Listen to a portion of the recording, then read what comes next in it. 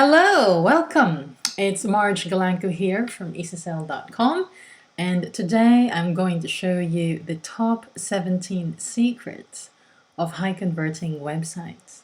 Now, you could regard this video as an integration of everything that you have learned so far in the past 6 weeks. And if you have learned nothing else during the past 6 weeks, you could use this video as a guide that you could refer to when you need some quick and easy to implement strategies that could help boost your conversion rate. But due to its length, okay, I've broken it down so that it's a two-part video. So let's get started.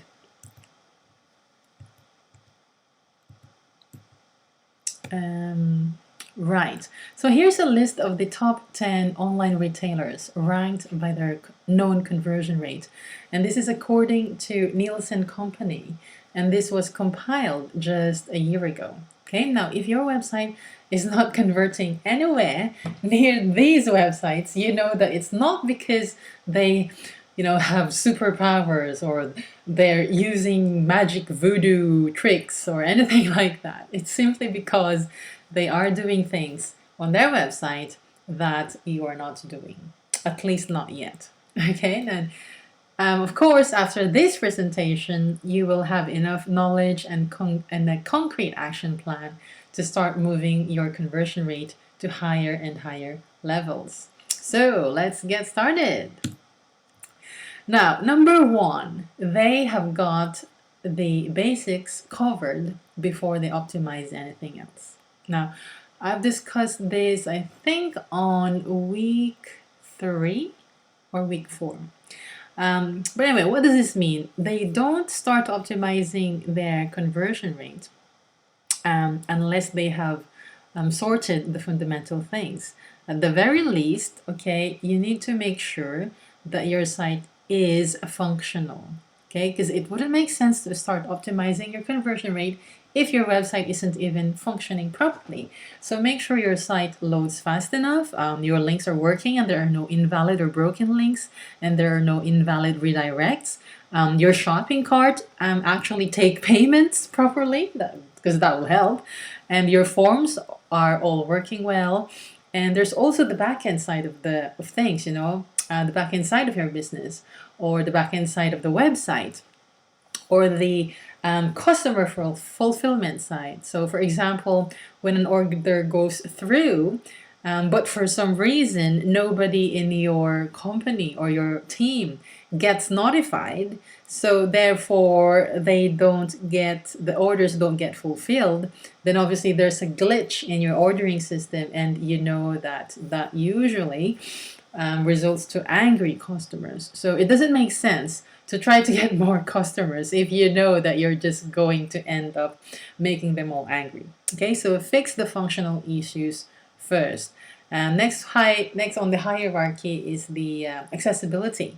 So for example, is your website even readable?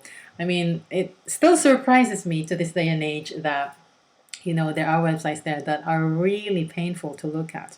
So make sure your website's readable. It's compatible with all browsers, like for example iPad, if they view it in iPad or in a different what do you call that, browser, or mobile browser, they can actually see your website and everything remains functional.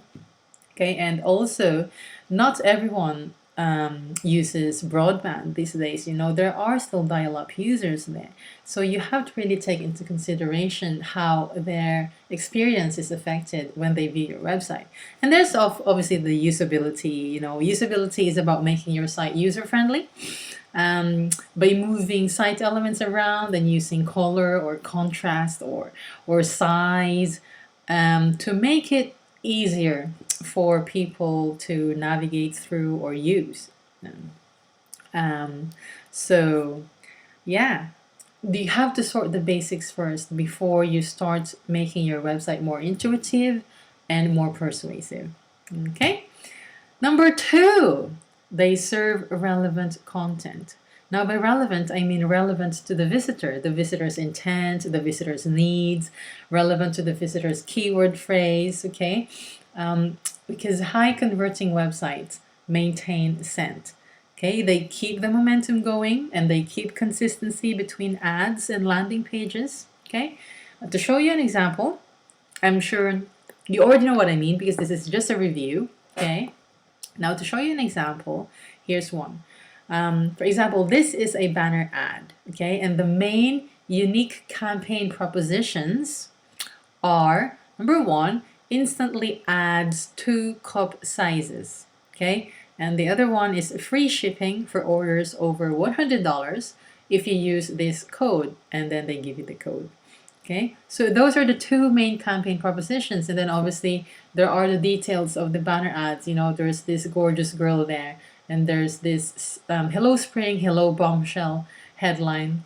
Okay, and you know, if you click through it though, okay, and I click through it, I get taken to this page.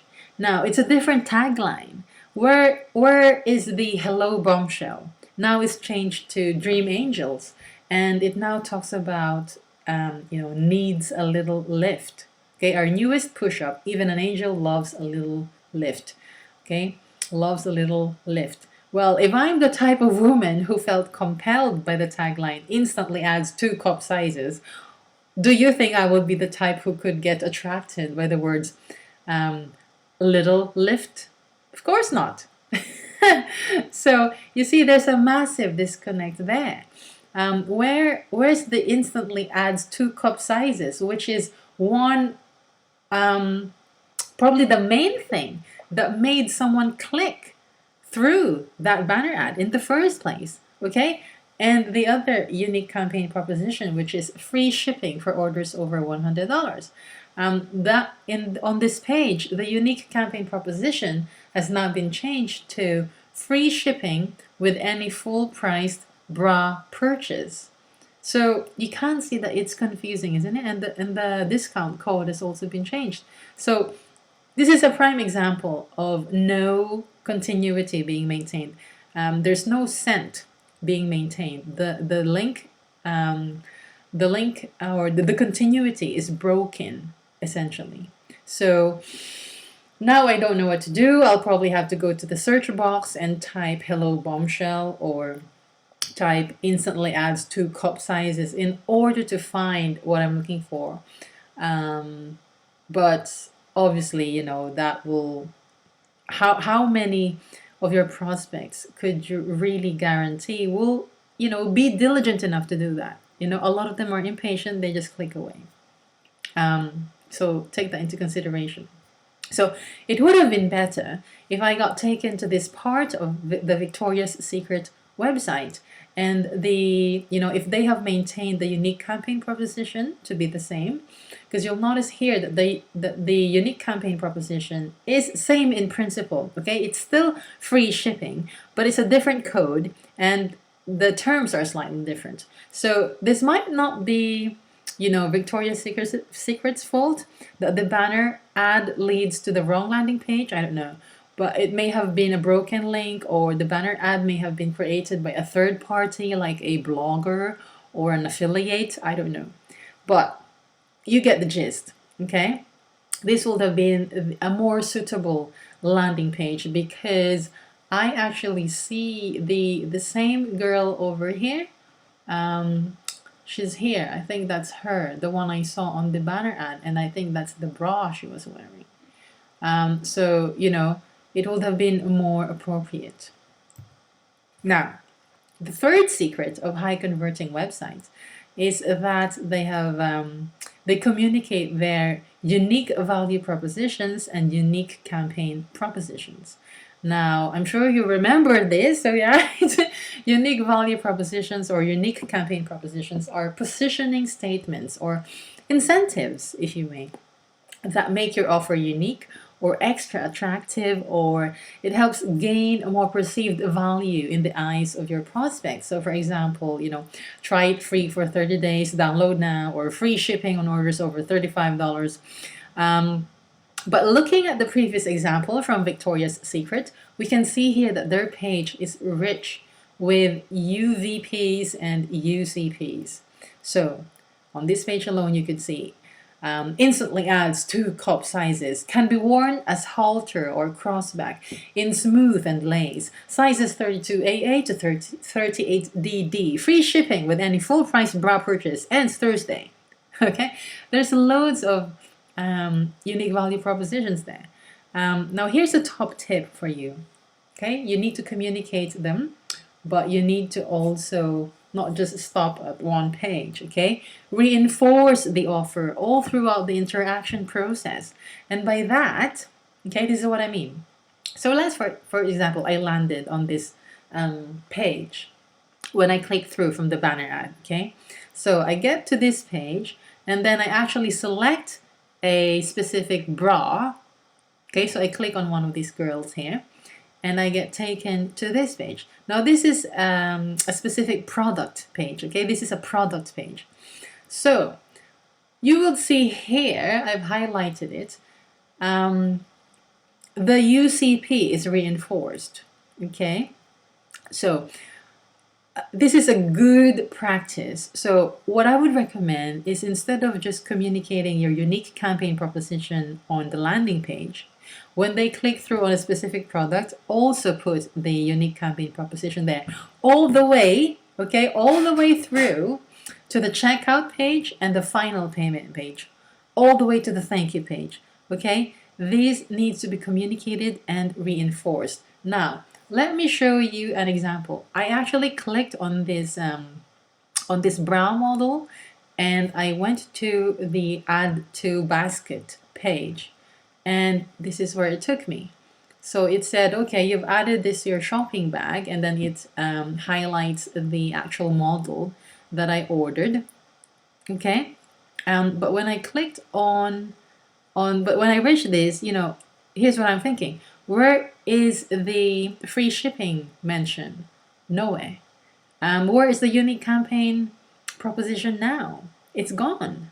So now I'm kind of thinking, is it still valid? Or was that one of your invalid offers anymore that maybe expired last night? I don't know. So it's not good. And now when I clicked on add, I added another product, I clicked through to the checkout. Now they're dishing a different unique campaign proposition. Now it's $15 off $100. It's not free shipping anymore. Okay, so do you think I will buy? I mean, maybe if I really want to get 2 cup sizes instantly, yeah, I'll probably be really motivated to do. But it does erode trust, doesn't it? So don't do that. Okay, don't do that. Reinforce the same offer, be consistent, maintain the trail, maintain the scent so they keep following. Okay, so top tip. Here are some more top tips about unique value proposition to try to make certain personas buy as soon as possible. Be consistent, show your unique value proposition and your unique campaign propositions all throughout the key pages. And then ask yourself, how can I make the experience of buying from me extra special? And how can I create unique value propositions that are memorable, that are unique, that are exciting? Okay, so these are very important. So that's number 3. Now let's move on to number 4. High converting websites appeal to multiple personas. Now I'm sure you remember the 4 personas. Okay, they are the competitive, and we discussed this extensively in week 2. Okay, spontaneous, humanistic, and the methodical or the analytical. So in here you see a screenshot of the homepage of proflowers.com. It's a website that has a conversion rate of 27.3% as of January 2009. And this is according to Nielsen panel data. Now let's take a look at how they appeal to multiple personas. Okay, so on the right hand side, you'll see here On the right hand side, it says pro on time, pro quality, pro freshness, pro satisfaction, pro flowers. Okay, 7 days of freshness guaranteed. So that appeals to the to the competitive persona. Okay, now let's look at the top. There's a clock here and it says needed today or tomorrow. Okay, now obviously that appeals to the spontaneous persona.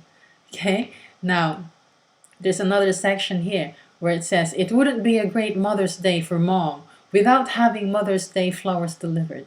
In fact, Mom's special day requires only two things: Mother's Day flowers and endless appreciation for everything Mom has done and continues to do. Now, it obviously appeals to the humanistic people. Okay, and then there's also links to the right hand side. Spoil Mom. Okay, obviously appeals to the competitive persona as well as the humanistic. Okay, spoil Mom. And this links under floral tips and info. Okay, this one's here. They obviously appeal to the analyticals and also to the humanistics.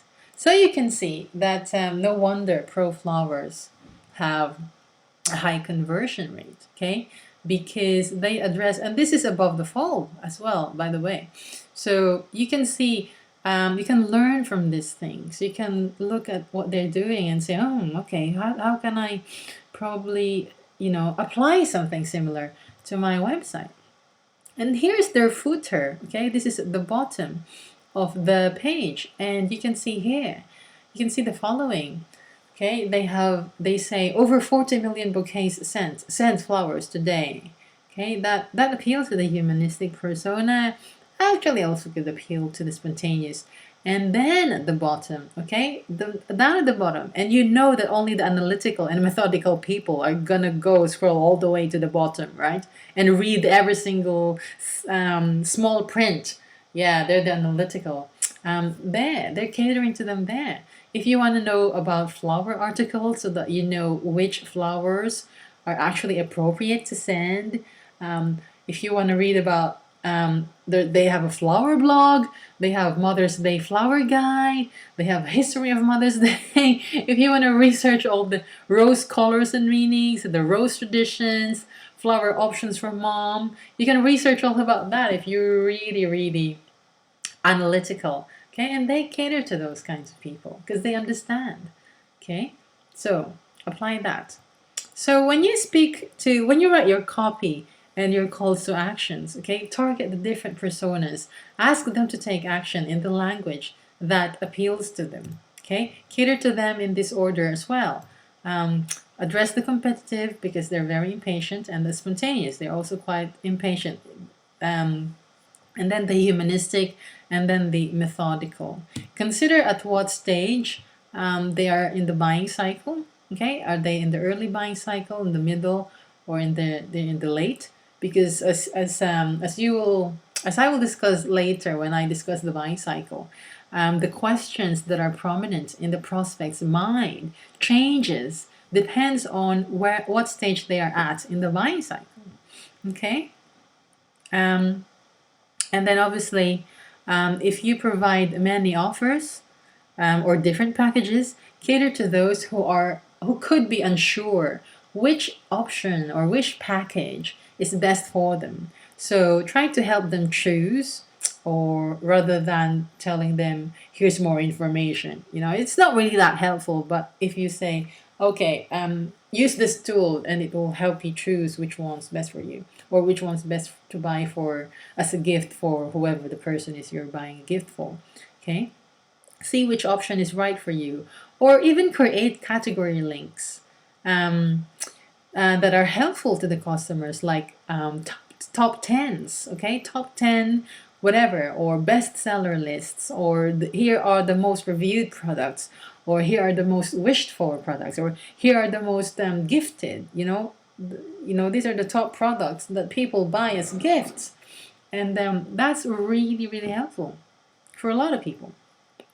Okay, so number 5, high converting websites, their copy is persuasive. Okay, your copy is the meat of your website. There is only one goal that your copy must accomplish, and that is to persuade. Okay, so keep in mind that whenever someone visits your site, they are there for a reason, and they are there because they chose to. And they're there for a specific purpose. So it means they have questions in their minds. And each time they click or scroll down or do something or follow a call to action, they're hoping that the next page that they'll be served is going to answer their questions. Okay, so the copy of your site must anticipate these questions and they must answer them effectively. So answer your visitors' questions. Your copy must resolve or help resolve your visitors' objections. It must provide security and confidence. It must use a language that your visitors use. So no jargon or any gobbledygooky language, all right? Make sure that you're not, you know, using languages that they go, huh, what does that mean? Because it's pointless. Your copy must use your authentic voice as well. And another big takeaway, okay, when it comes to copy, features and benefits. Build interest using a benefit-oriented language. Of course, you need to mention the features, yes, but do not sell the features. Sell the benefits, okay? And this is how you do it. You list everything that the product does, including the abstract, technical, the supportive features. And then for each feature, okay, list a related advantage or benefit and put it from the customer's point of view, like what we've done here on this page. Okay, consider also the persona and then list their motives. Each persona will care about a certain aspect. Each persona will care about, will have a different question. So, and another one is appeal to their emotions first. Okay, that means benefits. So appeal their emotions first before mentioning the features, which features appeal to logic. So that's one more secret. Number 6, high converting websites create irresistible offers. Okay, now here you see Amazon, which as of 2009 has 17.20% conversion rate. Here you see they make personalized recommendations. Oh, I've actually quite cut off that. Right. But yeah, they make personalized recommendations. I'm sure if you have an Amazon account, you know what I'm pointing at here. I think in here it says at the top, okay, I think it says my name, and then it says my store, okay, my personalized store. So they are making personalized recommendations to me. They track what sort of things I have bought in the past, what things had been on my wish list for a while. Okay, my wish list is actually outdated, but yeah, they suggest books that are very similar to what I have reviewed, or books that I have bought. Okay, and they even allow me to help them make better recommendations. Okay, you can see here on the right hand side it says improve your recommendations, and if I actually don't like that or that book doesn't appeal to me anymore, I could take don't use for recommendations. But if I do, then I'll just leave that blank. Okay, so if you have an e-commerce site, there are other ways that you can do this. You can create specific offers for visitors who are from a certain area or from a certain geographical location. Or if they're a new visitor, dish them a specific offer. If they're a returning visitor, get them to see a different offer. And there are tools to actually track these. Okay, they have you could use cookies for these, and that way you could improve your customer experience, and you could upsell to them more effectively because it's very and highly targeted. You know that when you make them an upsell or a cross sell, it's gonna appeal to them. Okay.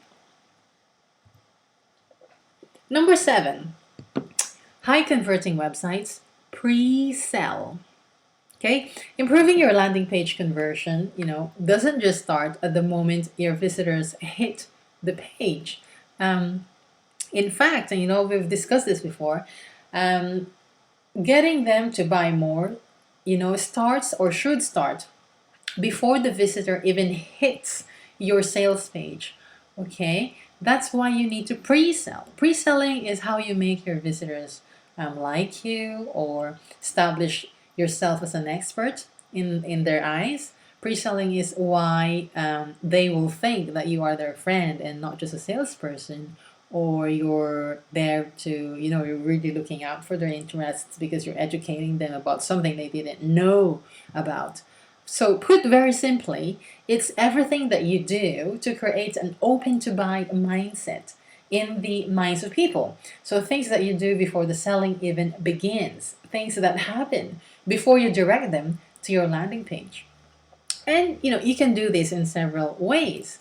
Here's a simple example of a pre-sale. So let's say you write a blog article about 3 tips on how to win friends and influence people. And I've used this slide before in, I think, week 3. Okay. So you give 3 tips on how to win friends and influence people. At the end of that article, you have a call to action, okay? And the call to action tells them, click here to know more about how to win friends and influence people, because I only gave you 3 tips and now I want to give you more, and I want to give it to you in the form of a webinar, and I have an upcoming webinar, at this time and date. So sign up, okay? And you'll learn 5 more tips on how to win friends and influence people. So you have that as the call to action. So then they click through and then they sign up for the webinar, they attend the webinar, you conduct the webinar, and at the end of that webinar, okay, you invite them to see you in a live event, for example. So then you give them another call to action that tells them to click on a specific, to click through, and it will take them to a sales page where you sell tickets to your live event on how to win friends and influence people. And by this time, okay, by the time they get to your landing page, they've already read your article, they've already attended your webinar, they're highly educated about, why they need to win more friends and influence more people, and why you're the perfect person they should learn it from. Okay, so by the time they hit your sales page, they're already pre-sold, and you don't really need to say much. You just need to provide the buy button at that point. Okay, so that's how pre-selling works. But yeah, when you're planning conversion funnels, consider at what stage of the buying cycle a prospect is at. Okay, so when you direct traffic to a landing page or to a sales page, you have to take into consideration, what if someone who had never read my blog article or attended my webinar actually got to that landing page? Okay, obviously they're not as educated, they're not as trusting of me because they don't know me. So you have to cater to these different paths to conversion. Okay, so that's one thing. So pre-selling tactics. Some pre-selling tactics they could use are blog post or article, as I've mentioned before, free downloads like white paper or case studies. There's also the audio, like in the form of a podcast, or maybe you interview someone and you give that interview away, or you're interviewed as an expert in your field by someone else, okay, and then you give away that interview recording. There's also webinar or teleseminar, which is really popular these days. And there's also videos, okay? You can create free videos, that last 2 minutes, 5 minutes, just giving one quick actionable tip that will really help your audience and position you as an expert in their minds. You can use competitions, and you can effectively do this using social media, by the way. You can use social proof like testimonials, okay, or reviews of your product or service. And you can create buyer's guides where you actually educate your prospects about the pitfalls and the questions that they should be asking when they're in the market to buy the product or service that you offer. Okay, so those are example pre-selling tactics. Obviously, when prospects have consumed these types of content, they're more likely to buy from you when they get to your sales page. So compared to those prospects who have never heard of you, and then they arrive at your sales page cold, they're likely to convert less. So keep this in mind. Number 8, the high converting websites understand the buying cycle. Now, here's the typical buying cycle online: keyword research, and then they evaluate their options, and then they make a decision. Okay. And then once you've narrowed down your options, you make a decision, you make a purchase, and then you reevaluate again whether it satisfied your need or your want.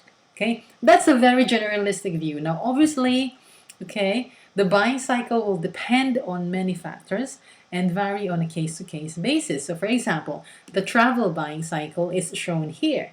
So you have to do some digging to know this, okay? You have to really take this, your industry, into consideration, and the kind of market you're in. So this is very fundamentally different compared to someone who is just selling an ebook, for example, an ebook that could cost just $27.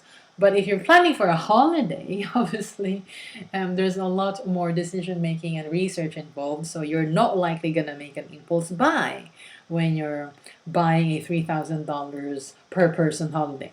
Okay, so you have to take this into consideration. Now, when you understand the customer buying process, you know that their primary question changes as they move forward. This list of questions, by the way, I took this from koshermarketing.com. Okay, so first, they may not be aware, for example, that they have a problem. Okay, so the first step for you might be to educate them. So their primary question is, why do I need to solve this problem? Do I even have a problem? They might not even be aware that they have a problem. And then once you've educated them, when they understand that when they understand that they do have a problem, okay, then their thought process changes. And the next question tends to be, okay, well, I know I have a problem. I know I need this product, but why should I buy from you? Okay, why do I need you to solve this problem? Why can't I not just hire someone else? Okay, so obviously there's a different sales spiel or sales presentation that you need to do to get them to be comfortable buying from you. And then after that, their next question tends to be, okay, why should I buy from you now? I know I need to buy from you. You seem to be perfect for what I need. And yes, you've convinced me you're trustworthy and all that. But why do I have to do it now? Can I just not do it tomorrow or next week or next month? And it will never happen, right? Because people just keep procrastinating. So you have to have a very compelling reason why they should act on it now. So, it's all listed there. The point is that, depending on what stage of the buying cycle they are, depending on the complexity of the sale, depending on how many decision makers are involved, you have to say something different, okay, in order to persuade them, in order to get them to move forward. And your website needs to practice that. So, when it comes to dealing with the buying process, here are some coaching questions to help you optimize your customers' experience and to help you persuade your customers or more of your customers to move forward with you. So you could ask yourself, okay, does it provide enough information? Does the site provide enough information that satisfy each the questions of the customers? Is it obvious what action they need to take next? Okay, is there a clear path that they can follow to go from being a prospect to being a happy buyer? Have you exhausted answering all potential questions that could crop up in their visitor's mind? And are the answers that you came up with, are they actually persuasive? Are they actually addressing the FUDs or the fears, uncertainties, and doubts of the customers? And how easy and intuitive is it to make a purchase? Is it really, is it very self-explanatory in how to use your website or, things like that? And do you provide assurances? Okay, do you instill confidence? How are you making the visitor feel that they are doing the right thing for them or they're making the best decision? Okay, you need to practice this. And this is the things that high converting websites practice really well. And so their prospects are confident to move forward with them. So that's the end of part 1 And now I will go through and record the part 2 video, okay, for you. And so yeah, we'll continue it from there.